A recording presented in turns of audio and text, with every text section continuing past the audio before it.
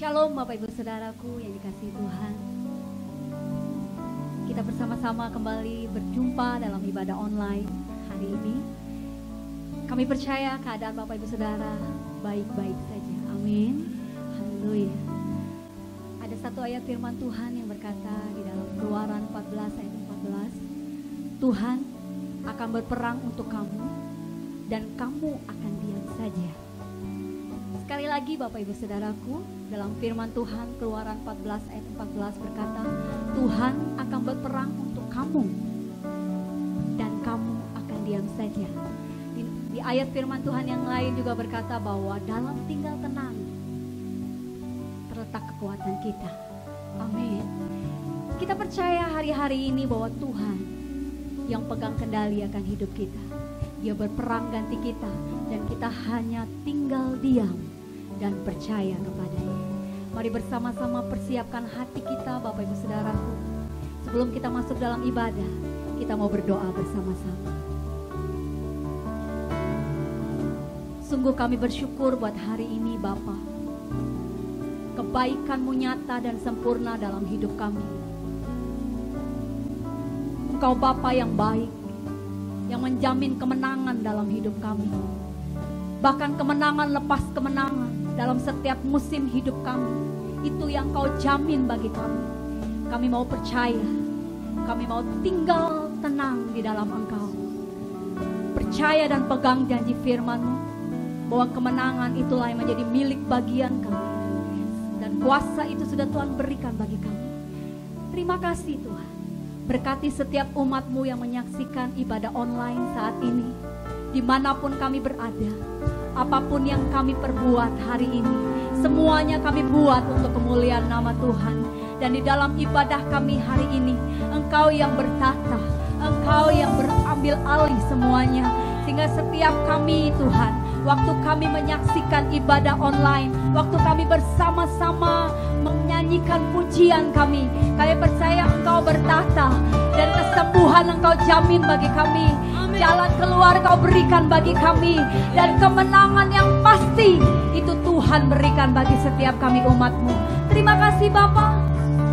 Ini hati kami dan kami siap memuji dan menyembah Engkau, Tuhan yang berperang bagi kami. Di dalam nama Yesus. Haleluya. Amin. Mari naikkan pujian bersama-sama dengan iman percaya kita bahwa Tuhan yang berperang bagi kita. Amin. Tuhan, Kau yang berperang bagiku. Tuhan, Kau yang berperang bagiku. Bukan dengan kuatku, namun karena kasih-Mu.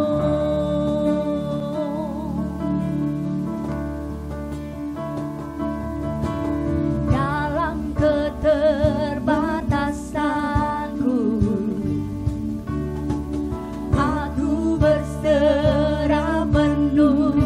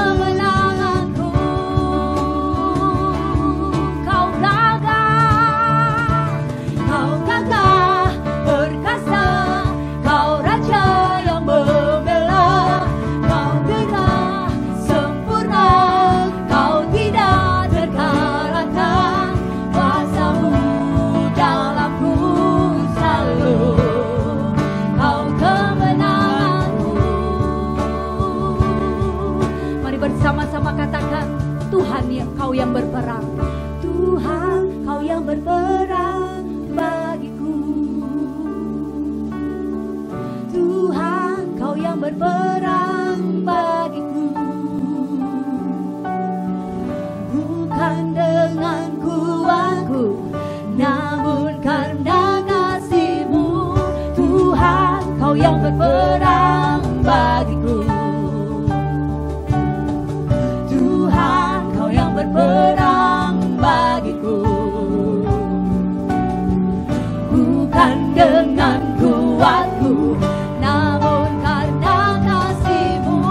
Tuhan, Kau yang berperang bagiku. Tuhan, Kau yang berperang bagiku.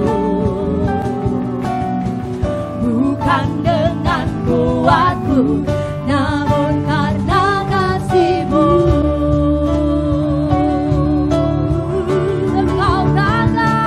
Kau gagah, perkasa, Kau raja yang membela. Kau gagah, sempurna, Kau tidak terkalahkan. Kuasa-Mu dalamku selalu, Kau kemenanganku.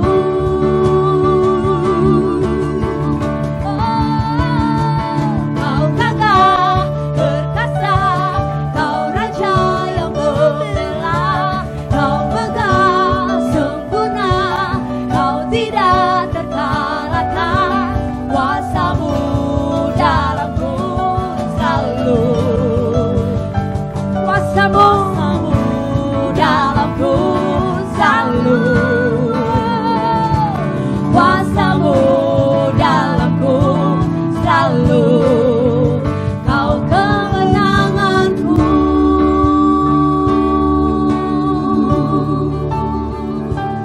Berikan tepuk tangan bagi Allah kita.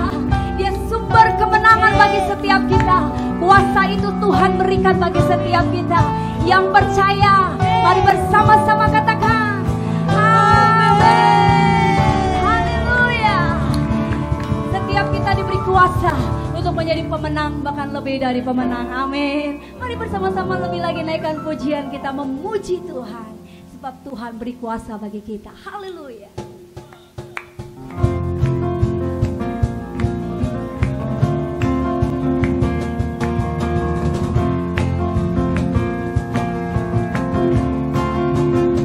Bersama-sama mari katakan, Ku diberi kuasa dari Raja mulia, menaklukkan musuh di bawah kakiku.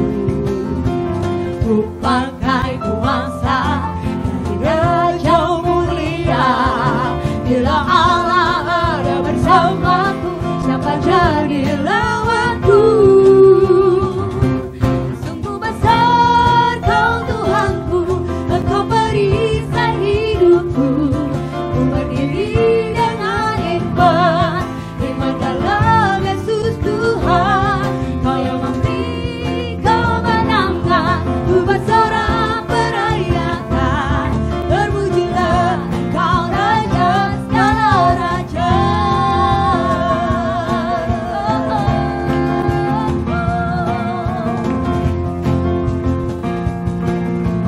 Naikkan suaramu dan nyanyikan bersama-sama. Ku diberi kuasa dari Raja mulia, menaklukkan musuh di bawah kakiku. Ku pakai kuasa dari Raja mulia. Bila Allah ada bersamaku, siapa jadi lawanku? Sungguh besar Kau Tuhanku, Engkau perisai hidupku. Ku berdiri dengan iman, iman dalam Yesus Tuhan. Kau yang memberi kemenangan, ku bersorak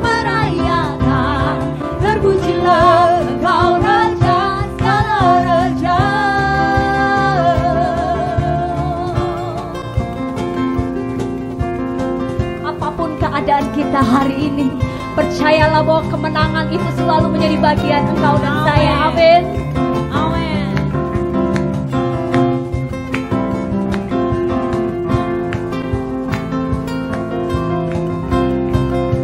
Angkat suaramu lebih lagi Bapak Ibu Saudaraku. Sungguh besar Kau Tuhanku, Engkau perisai hidupku. Ku berdiri dengan iman dalam Yesus Tuhan. Kau yang memberi kemenangan, ku bersorak merayakan. Terpujilah Engkau Raja segala raja. Sungguh besar Kau Tuhanku, Engkau perisai hidupku. Ku berdiri dengan iman Yesus Tuhan. Kemenangan ku bersorak merayakan. Terpujilah Engkau Raja segala raja. Terpujilah Engkau Raja segala raja. Terpujilah Engkau Raja segala raja.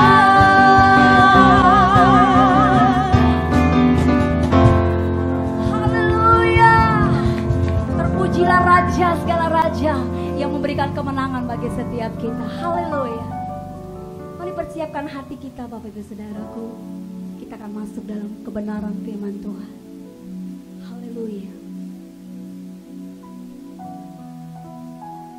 Terima kasih buat jaminan kemenangan yang Tuhan berikan bagi kami. Bahkan ada jaminan bahwa Tuhan tidak pernah meninggalkan kami.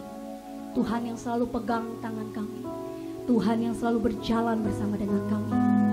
Sebab itu kami naikkan pujian ini sebagai penyataan iman kami, Tuhan.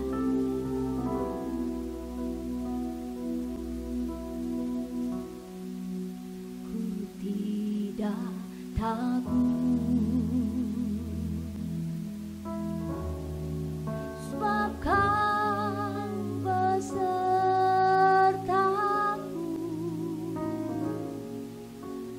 Ku tidak bimbang, sebab Engkau Allahku. Engkau meneguhkanku, bahkan menolongku.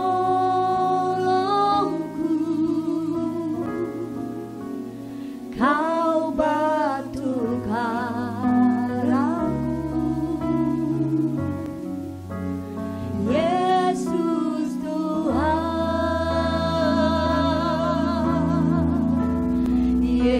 Yesus memegangku dengan tangan kananmu. Yesus memegangku,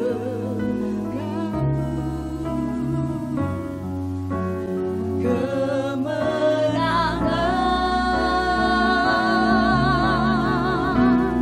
Yesus memegangku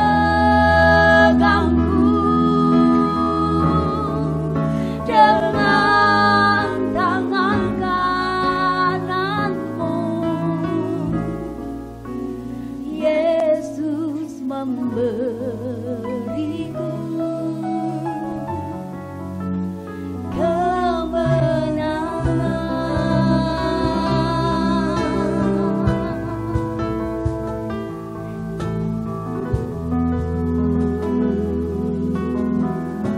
Bersama katakan,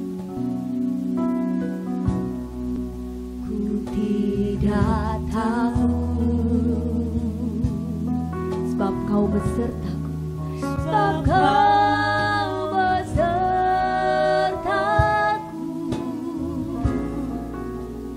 Ku tidak bimbang, sebab Engkau Allahku. Sebab Engkau Allahku. Engkau meneguhkanku, bahkan menolongku.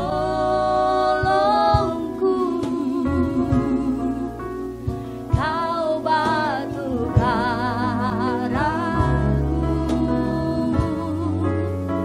Yesus Tuhan.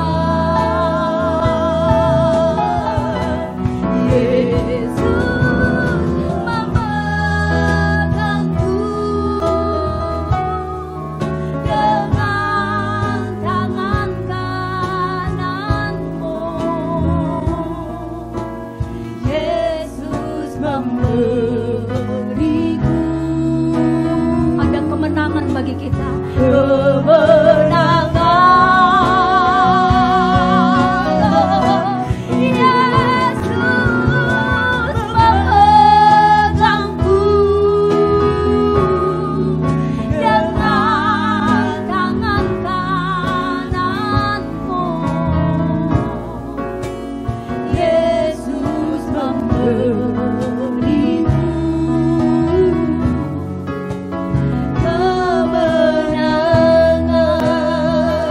Biar musik menaikkan pujian ini, mari sembah Tuhan.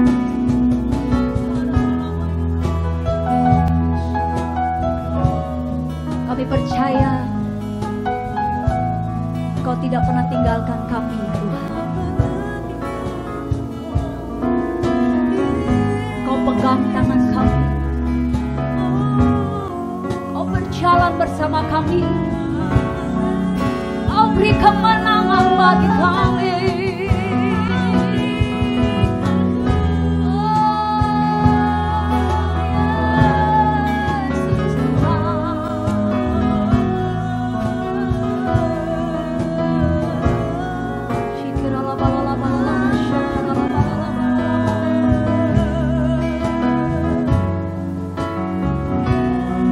Jika engkau tidak keberatan, mari angkat tanganmu, Bapak Ibu Saudaraku, katakan Yesus memegangku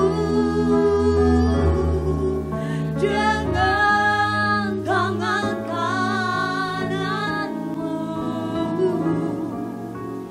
Yesus memberiku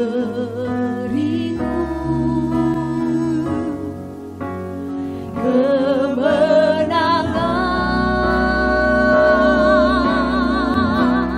Yesus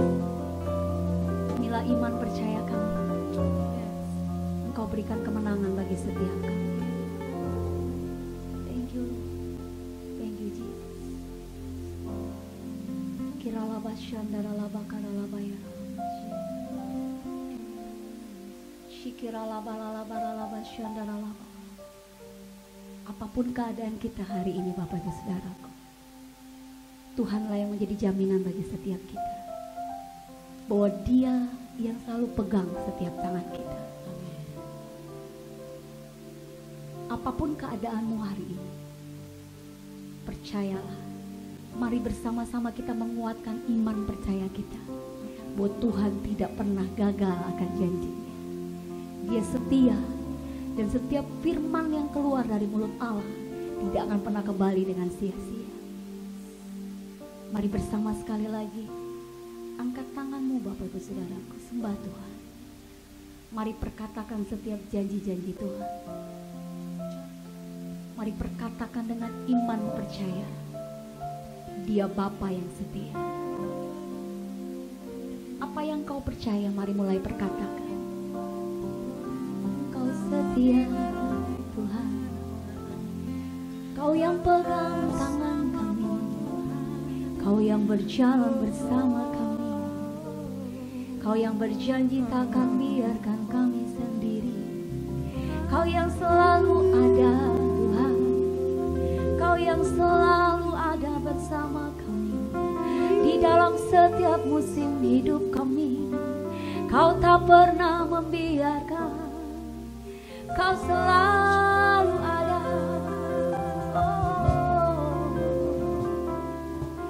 Firman-Mu yang berkata, Kau takkan pernah biarkan, Kau takkan pernah tinggalkan, Kau takkan pernah biarkan, Kau takkan pernah tinggalkan. Kau pegang tangan kami, Kau beri kemenangan. Kami takkan pernah takut, kami takkan pernah takut. Situasi keadaan apapun yang kami hadapi hari ini takkan membuat kami takut, sebab kami pegang firman-Mu, sebab kami pegang janji-Mu. Oh ya, haleluya. Kami pegang janji-Mu, kami pegang firman-Mu yang memegang tangan kami, yang berikan masa depan bagi kami. Oh Bapa, Kau Bapa yang baik. Haleluya, haleluya. Firman-Nya yang berkata, jangan takut, jangan pernah gentar, jangan pernah bimbang, jangan pernah ragu akan janji firman Tuhan. Mari kita sama-sama menguatkan iman percaya kita, bahwa hanya Yesus saja, Yesus satu-satunya yang pegang hidup kita. Oh, haleluya, haleluya,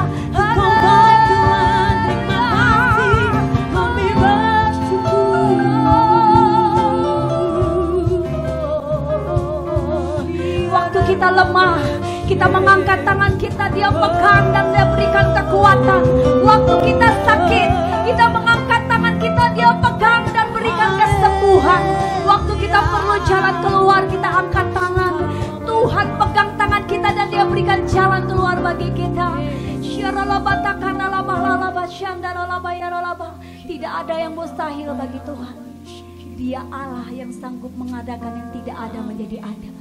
Dia pegang tangan kita.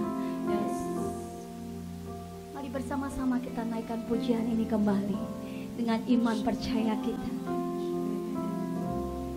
Yesus memegangku dengan tangan kananmu.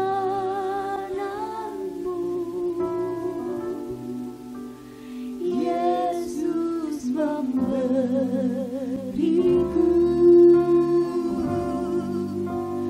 kemenangan.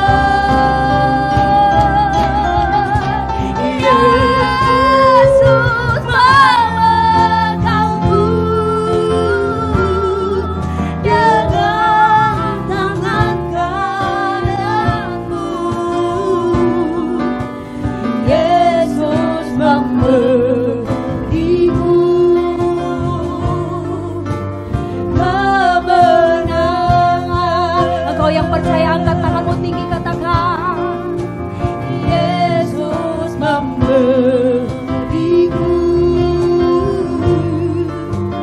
kemenangan. Ada Yesus beri kemenangan. Yesus memberiku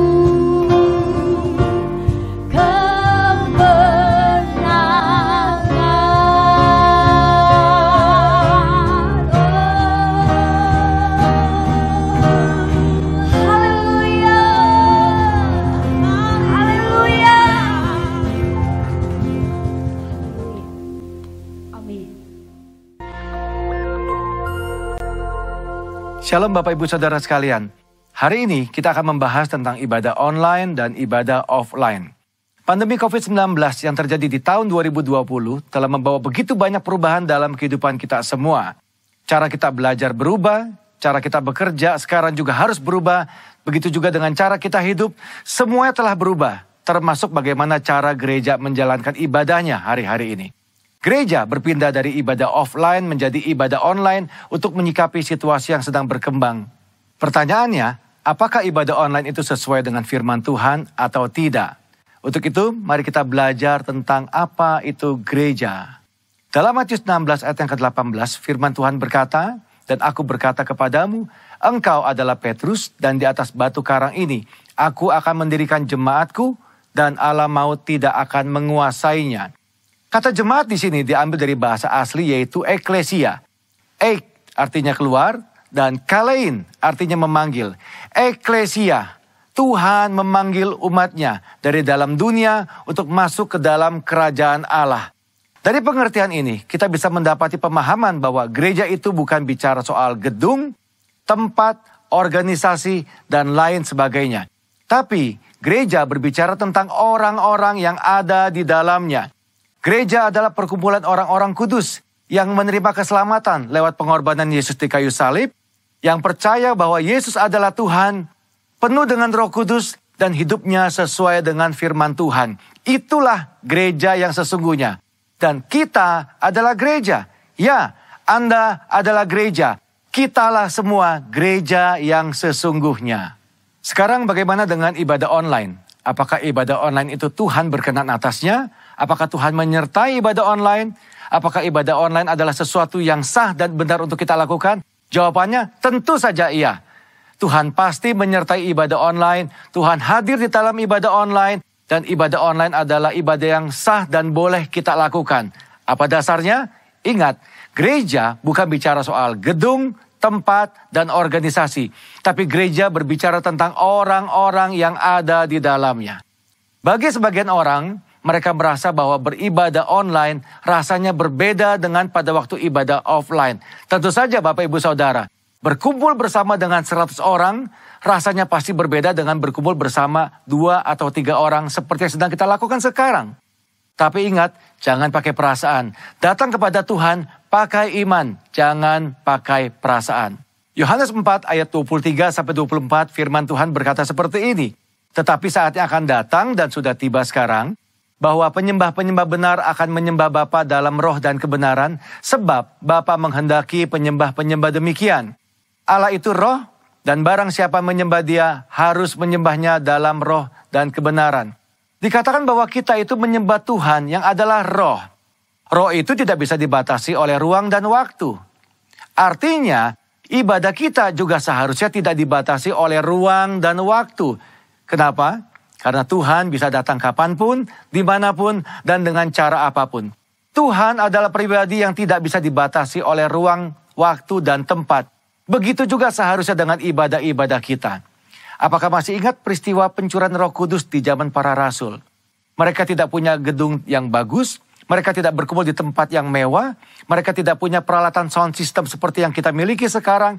Tetapi lihat apa yang terjadi pada waktu mereka berkumpul bersama-sama sebagai sebuah gereja, unity di sana. Tuhan mencurahkan rohnya atas mereka semua. Yang paling penting adalah esensinya, bukan caranya. Ibadah secara online adalah cara untuk kita melakukan sesuatu dalam menyikapi situasi yang ada hari-hari ini. Tetapi yang tidak boleh berubah adalah esensi daripada ibadah itu sendiri. Apa esensi dari sebuah ibadah? Tuhanlah yang menjadi pusat dari semua yang kita lakukan pada waktu ibadah itu berlangsung. Cara bisa berubah, cara hari ini bisa berbeda dengan cara tahun yang akan datang. Tetapi esensi dalam sebuah ibadah tidak pernah boleh berubah. Selain daripada itu, apakah kita sadar bahwa lewat ibadah online, firman Tuhan itu tersebar lebih jauh dan lebih luas daripada yang pernah kita bayangkan sebelumnya. Dengan kata lain, ibadah secara online ini mempercepat penyebaran Injil, seperti yang diperintahkan dalam amanat agung. Sekarang kita akan membahas bagian terakhir. Apakah setelah pandemi ini berakhir, kita tidak perlu lagi datang ke gereja atau mengikuti ibadah offline seperti sebelumnya? Tentu saja tidak, Bapak Ibu Saudara sekalian. Ada 3 alasan kenapa kita tetap harus datang ke gereja, berkumpul bersama-sama seperti yang kita lakukan di masa sebelumnya. Alasan yang pertama, 1, adalah atmosfer atau suasana ibadah. Yang kedua, tentang impartasi dan pengurapan kuasa Roh Kudus yang biasa dilakukan lewat penumpangan tangan. Ini sulit untuk dilakukan pada waktu ibadah secara online. Yang ketiga yang tidak kalah penting adalah tentang persekutuan bersama-sama. Ingat, gereja adalah perkumpulan orang-orang percaya. Disebut kumpulan karena memang jumlahnya lebih dari 1. Dan di dalam perkumpulan ini ada rasa saling di dalamnya. Saling sayang, saling mengasihi, saling menegur, saling membangun, saling menyapa, saling mendoakan, saling menguatkan. Nah, hal-hal seperti ini tentu sulit untuk dilakukan di dalam ibadah secara online. Pada dasarnya kita adalah makhluk sosial. Tuhan menciptakan kita tidak untuk sendirian. Kita perlu untuk bertemu, berinteraksi satu sama lain kepada saudara-saudara seiman kita. Apakah Bapak Ibu Saudara tidak kangen untuk kembali beribadah bersama-sama dengan teman-teman kita sebelumnya? Kembali saling sapa, saling tegur, bertemu dengan gembala kita sendiri. Ayo jangan tinggalkan ibadahmu hari-hari ini. Tuhan Yesus tetap dekat dengan kita. Tuhan menyertai kita semua. Shalom.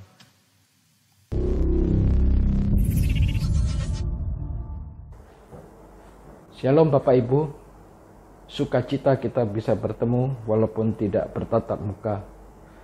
Memasuki bulan Juli ini, kita memasuki masa yang disebut dengan new normal. Normal yang baru, artinya keadaan normal tetapi tidak senormal pada waktu sebelum ada masa-masa pandemi ini. Oleh sebab itu, marilah kita belajar bersama-sama apa yang seharusnya kita lakukan. Di dalam perjanjian lama, di Kejadian 8, Nabi Nuh memasuki masa-masa air bah. Kemudian ketika air bah itu mulai surut, maka Nabi Nuh akan keluar dari baterainya. Dan melalui firman Tuhan pada Kejadian pasal 8 tersebut, mari kita belajar bersama-sama. Sebelumnya mari kita berdoa terlebih dahulu. Berkati firman-Mu Tuhan, biarlah kami mendapat inspirasi tuntunan-Mu untuk menjalani masa depan kami. Terima kasih Tuhan, pimpinan-Mu dan pengajaran-Mu biarlah menuntun kehidupan kami. Di dalam nama Tuhan Yesus. Amin. Bapak Ibu, mari kita baca sama-sama Kejadian 8 ayat yang ke-6 dan seterusnya. Sesudah lewat 40 hari, maka Nuh membuka tingkap yang dibuatnya pada batra itu. Lalu ia melepaskan burung gagak, dan burung itu terbang pulang pergi, sampai air itu menjadi kering di atas bumi. Kemudian dilepaskannya burung merpati untuk melihat apakah air itu telah berkurang dari muka bumi. Tetapi burung merpati itu tidak mendapatkan tempat tumpuan kakinya, dan pulanglah ia kembali mendapatkan Nuh ke dalam bahtera itu. Karena di seluruh bumi masih ada air. Lalu Nuh mengulurkan tangannya, ditangkapnya burung itu dan dibawanya masuk ke dalam bahtera. Ayat berikutnya, ia menunggu 7 hari lagi, kemudian dilepaskannya pula burung merpati itu dari bahtera. Menjelang waktu senja, pulanglah burung merpati itu mendapatkan Nuh, dan pada paruhnya dibawanya sehelai daun zaitun yang segar. Dari situlah diketahui Nuh bahwa air telah berkurang di atas bumi. Selanjutnya ditunggunya pula 7 hari lagi, kemudian dilepaskannya burung merpati itu, tetapi burung itu tidak kembali lagi kepadanya. Ayat yang ke-15, saya lompat. Lalu berfirmanlah Allah kepada Nuh, keluarlah dari Baterah, engkau bersama dengan istri dan anak-anakmu. Ayat 20. Ketika Nuh keluar, ayat 20 dikatakan demikian. Lalu Nuh mendirikan mezbah bagi Tuhan dari segala binatang yang tidak haram dan dari segala burung yang tidak haram. Diambilnyalah beberapa ekor, lalu ia mempersembahkan korban bakaran di atas mezbah itu. Ayat 21. Ketika Tuhan mencium persembahan yang harum, berfirmanlah Tuhan dalam hatinya, aku tak akan mengutuk bumi lagi karena manusia, sekalipun yang ditimbulkan hatinya adalah jahat dari sejak kecilnya. Aku tak akan membinasakan lagi segala yang hidup seperti yang telah kulakukan. Ayat 22. Selama bumi masih ada, tak akan berhenti musim menabur dan menuai, dingin dan panas, kemarau dan hujan, siang dan malam. Ini adalah kisah dari Kejadian 8, di mana Nabi Nuh mau keluar dari Baterah setelah mengalami air bah. Nah, Bapak Ibu, pelajaran apa yang kita bisa ambil ketika kita membaca firman-firman Tuhan ini? Biarlah pelajaran dari firman Tuhan yang dijalankan oleh Nabi Nuh ini menjadi inspirasi kita menapaki masa yang disebut dengan new normal hari-hari ini.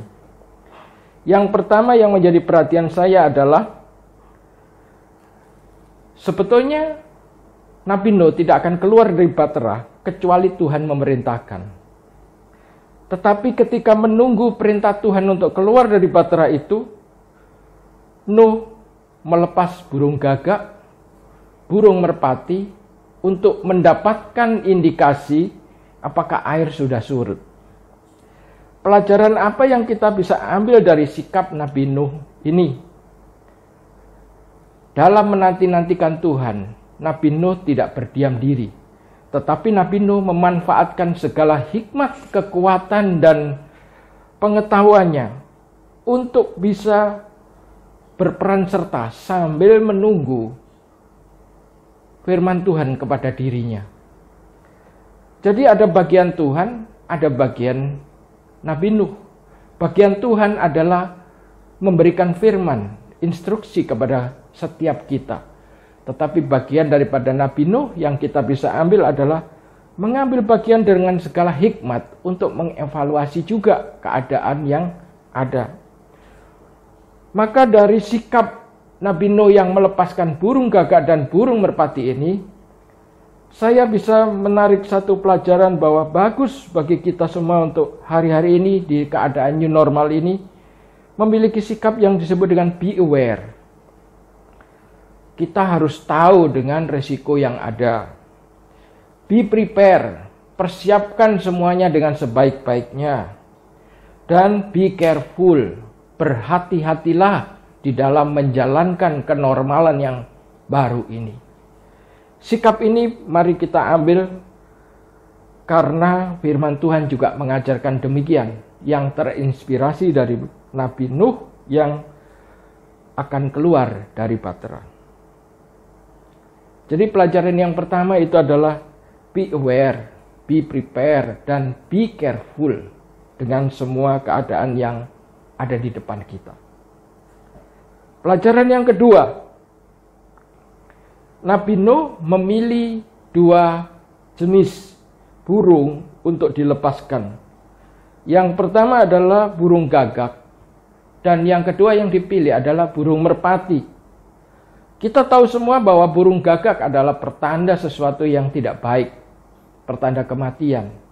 Tetapi burung gagak juga pernah diperintahkan Tuhan untuk memelihara Nabi Elia. Burung merpati adalah burung perkenanan Tuhan, adalah lambang perkenanan Tuhan. Karena pada waktu Tuhan Yesus dibaptis, Roh Kudus yang nampak seperti burung merpati, dan kemudian Tuhan berfirman, Allah Bapa berfirman, inilah anak yang kukasih, kepadanya lah aku berkenan. Jadi ada dua burung gagak dan burung merpati. Artinya keadaan di depan kita ini memang mengandung tanda-tanda yang buruk. Tetapi ada juga tanda-tanda perkenanan dan penyertaan daripada Tuhan. Maka kita sebagai orang yang percaya kepada Tuhan, hari-hari ini tidak menafikan bahwa keadaan kita buruk. Pertanda buruk seperti yang diilustrasikan di dalam firman ini. Tetapi ada burung merpati, tanda penyertaan daripada Tuhan. Mari kita sadari bahwa kita ke depan pun mungkin melihat tanda yang buruk, tetapi jangan lupa bahwa penyertaan Tuhan tetap ada bagi kita semua. Ini adalah pelajaran yang kedua.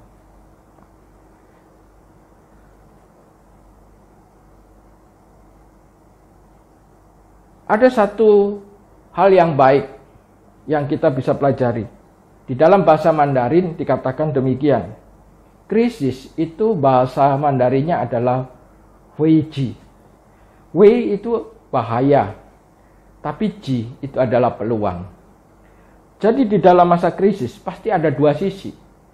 Ada bahaya dan ada peluang. Bagaimana kita bisa memanfaatkan peluang ini sebaik-baiknya? Tentunya kita memerlukan pimpinan daripada Tuhan yang tahu tentang kehidupan kita. Maka di dalam kisah ini ketika Nabi Nuh melepaskan burung gagak dan burung merpati, itu pertanda bahwa walaupun bahaya ada penyertaan Tuhan. Walaupun bahaya tetap ada peluang. Maka yang terpenting bagi kita adalah bersikap seperti Nabi Nuh. Mengharapkan pertolongan Tuhan dan memanfaatkan hikmat sebesar-besarnya untuk ambil bagian di dalam mengevaluasi keadaan. Pelajaran yang ketiga, bagaimana burung merpati itu dan burung gagak itu dilepaskan oleh Nabi Nuh. Yang pertama adalah ketika burung merpati dilepaskan, yang pertama, burung itu kembali lagi karena belum ditemukan daratan. Artinya air bah itu masih melanda. Pelajaran apa yang bisa kita petik dari sini? Ketika di luar masih bahaya, ketika dunia ini dalam bahaya, merpati itu kembali. Artinya apa? Roh Kudus tetap tinggal di dalam kita untuk memimpin kita di dalam keadaan yang membahayakan. Maka ada lagu yang mengatakan demikian. Di saat badai bergelora, ku akan tenang bersamamu. Bagaimana seseorang bisa tenang di tengah badai, kecuali Roh Kudus diam di dalam dirinya. Kemudian burung merpati yang kedua yang dilepaskan.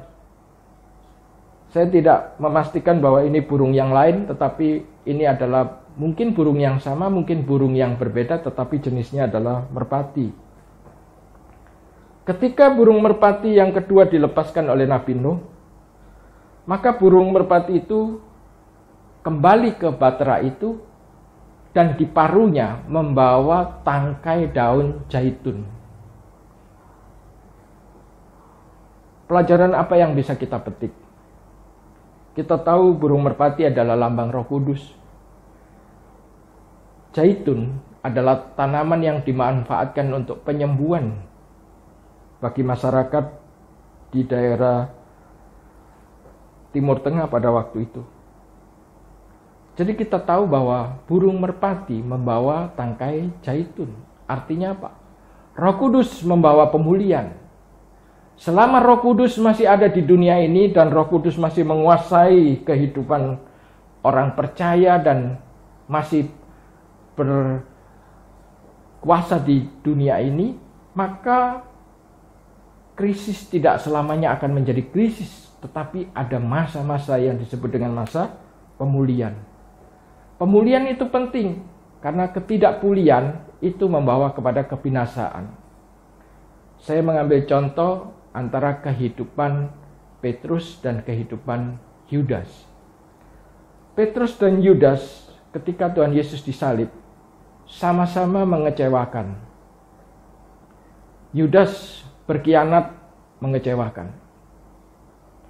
Petrus ketika Tuhan ditangkap, dia menyangkal 3 kali. Tetapi apa yang membedakan kedua rasul ini? Rasul Petrus. Yudas saya tidak tahu apa disebut rasul, tetapi murid Tuhan Yesus ini berbeda.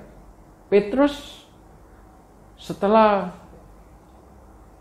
mengalami kejatuhan rohani, dia pulih dan dia bertobat. Maka Tuhan akan pakai dia lebih dahsyat lagi.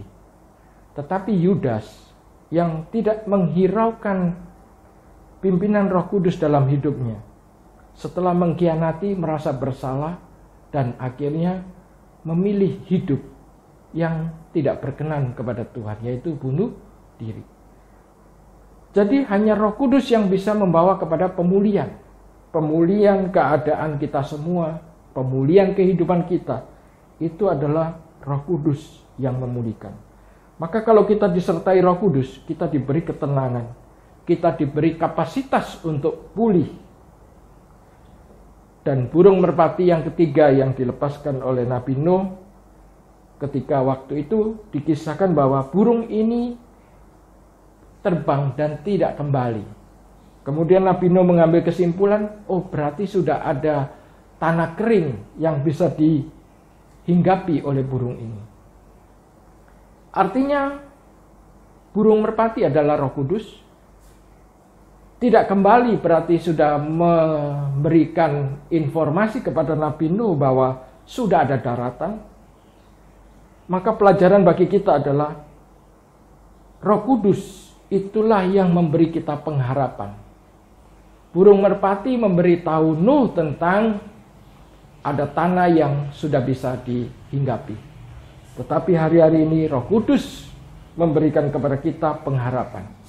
Tanpa Roh Kudus kita akan tidak memiliki pengharapan. Sepenting apakah pengharapan itu bagi kita semua? Manusia bisa tidak makan 40 hari. Manusia bisa tidak minum 4 hari. Manusia bisa tidak bernapas 4 menit saja. Tetapi manusia tidak bisa hidup tanpa pengharapan barang sedetik. Pengharapan itu penting. Maka intim dengan Roh Kudus, hidup karib dengan Roh Kudus akan memberi ketenangan di dalam badai, memberi pemulihan kepada kita dan memberikan pengharapan kepada kita. Bapak Ibu, inilah yang bisa kita pelajari. Kemudian setelah Nabi Nuh keluar dari Batra, apa yang dilakukan yang dicatat oleh firman Tuhan? Bahwa Nabi Nuh ketika itu ialah mendirikan mezbah bagi Tuhan. Dan kemudian ketika Tuhan mencium persembahannya, Tuhan berkenan atas itu semua. Apakah Tuhan hanya terkesan dengan korban bakaran Nabi Nuh? Tidak. Tetapi Tuhan berkesan kepada ketaatan dan kesetiaan sepanjang hidupnya, walaupun melewati segala badai. Biarlah ketaatan kita dan kesetiaan kita juga seperti ini, karena Tuhan mengatakan bahwa Tuhan berkenan atas ini semua. Ketaatan dan kesetiaan kita. Dan kemudian firman-Nya kepada Nabi Nuh adalah demikian. Ayat 22. Selama bumi masih ada, takkan berhenti-hentinya musim menabur dan menuai, dingin dan panas, kemarau dan hujan, siang dan malam. Artinya Bapak Ibu, krisis dan pemulihan itu akan silih berganti, seperti ada musimnya sendiri. Tetapi penyertaan Tuhan tidak akan berhenti kepada kita semua. Roma 8 ayat 28 mengatakan bahwa kita tahu sekarang bahwa Allah turut bekerja dalam segala sesuatu untuk mendatangkan kebaikan bagi yang mengasihi Dia, bagi yang terpanggil sesuai dengan rencana Allah. Kita melewati kehidupan ini, pasti ada krisis, tetapi ada pemulihan. Tetapi baik di dalam gelombang krisis ataupun di dalam gelombang pemulihan, tetap ada Tuhan yang merancang kebaikan untuk kehidupan kita. Bapak Ibu, tanpa krisis tidak ada kemajuan. Manusia menjadi maju seperti sekarang karena melewati berbagai macam krisis. Maka Bapak Ibu, jangan lewatkan masa-masa yang indah bersama Tuhan untuk belajar sesuatu. Selama masa pandemi, selama masa new normal, baiklah kita berjalan dengan keindahan langkah yang Tuhan tuntun dalam kehidupan kita. Dan kita akan melihat sesuatu yang baik, bukan untuk menjatuhkan kita, tetapi untuk memperbaiki kehidupan kita, kerohanian kita, pengetahuan kita. Hari-hari ini kalau kita terpaksa harus ibadah online, rapat online, kita semua harus belajar tentang teknologi dan lain-lain. Ini adalah sesuatu yang baik, tetapi biarlah kita tetap waspada. Seperti yang diajarkan oleh Nabi Nuh, kita harus be aware, be prepared, dan be careful. Semuanya bisa kita lakukan kalau Roh Kudus yang menyertai kita. Roh Kudus menyertai kita memberi ketenangan. Roh Kudus menyertai kita memberikan kapasitas pemulihan. Roh Kudus menyertai kita memberikan pengharapan. Biarlah firman ini menguatkan kita semua memasuki masa new normal. Kita berjalan bersama dengan Tuhan. Tuhan memberkati. Mari kita berdoa sejenak. Meteraikan firman-Mu Tuhan, biarlah firman-Mu terus menguatkan kami. Firman-Mu terus menuntun kami. Dan apapun yang kami lakukan, kami tahu ada campur tangan Tuhan untuk kebaikan bagi anak-anak-Nya. Terima kasih Tuhan, terima kasih. Tuhan, kami akan mempersiapkan untuk perjamuan kudus. Biar Engkau berkati roti dan anggur. Terlebih lagi Engkau ampuni setiap kesalahan kami. Dan biarlah kami Tuhan selalu mengingat korban-Mu di kayu salib. Itulah yang menebus dosa-dosa kami. Dan terus menyempurnakan kehidupan kami. Terima kasih Tuhan, terima kasih. Di dalam nama Tuhan Yesus. Amin. Bapak Ibu bisa mempersiapkan roti dan anggur.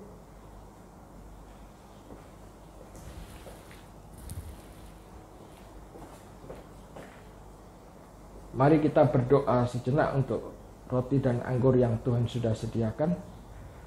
Tuhan, kami minta berkat-Mu Tuhan atas roti dan anggur ini. Biar roti dan anggur ini adalah roti dan anggur biasa, tetapi ada persekutuan dengan tubuh dan darah-Mu. Setiap kali kami meminumnya, membuat kami bertobat kembali mengingat korban-Mu di kayu salib. Setiap kali makan dan minum perjamuan ini, biarlah kami menjadi lebih sempurna lagi untuk menanti kedatangan-Mu Tuhan. Terima kasih Tuhan, terima kasih atas berkat-Mu. Di dalam nama Tuhan Yesus. Amin.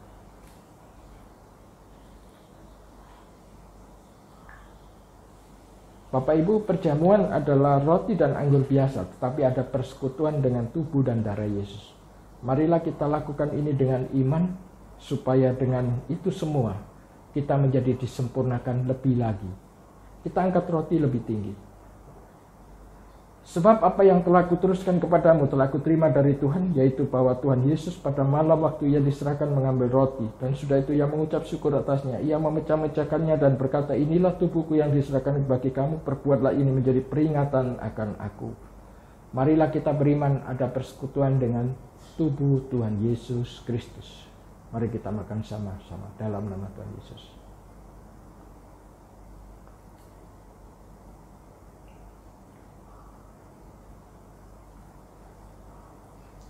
Kita angkat cawan. Demikian juga yang mengambil cawan sudah makan lalu berkata, cawan ini adalah perjanjian baru yang dimeteraikan oleh darahku. Perbuatlah ini setiap kali kamu minumnya menjadi peringatan akan aku. Marilah kita beriman ada persekutuan dengan darah Tuhan Yesus Kristus. Di dalam nama Tuhan Yesus. Mari kita minum sama-sama.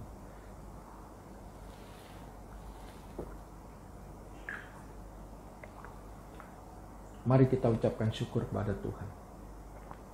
Terima kasih Tuhan. Biarlah setiap kali kami melakukan perjamuan kudus, Tuhan mengingat korban-Mu. Itulah yang akan membuat hidup kami makin hari makin sempurna. Tuhan, kami percaya ada mujizat-Mu terjadi setiap kali kami melakukan perjamuan kudus. Biar yang sakit Tuhan sembuhkan, yang terbeban Tuhan lepaskan, yang tidak punya pengharapan Tuhan berikan pengharapan. Dan biarlah kami juga menjadi murid-Mu yang setia Tuhan untuk menyelesaikan amanat agung. Terima kasih Tuhan, terima kasih. Di dalam nama Tuhan Yesus. Amin. Bapak Ibu, kita akan segera mengakhiri ibadah kita dan kita berpisah satu dengan yang lain. Sekarang terimalah berkat Tuhan. Kasih karunia yang berlimpah dari Allah Bapa di dalam putranya Tuhan Yesus Kristus, penyertaan yang manis dari Roh Kudus, menyertai kita mulai hari ini dan sampai selama-lamanya. Yang percaya mari kita katakan amin.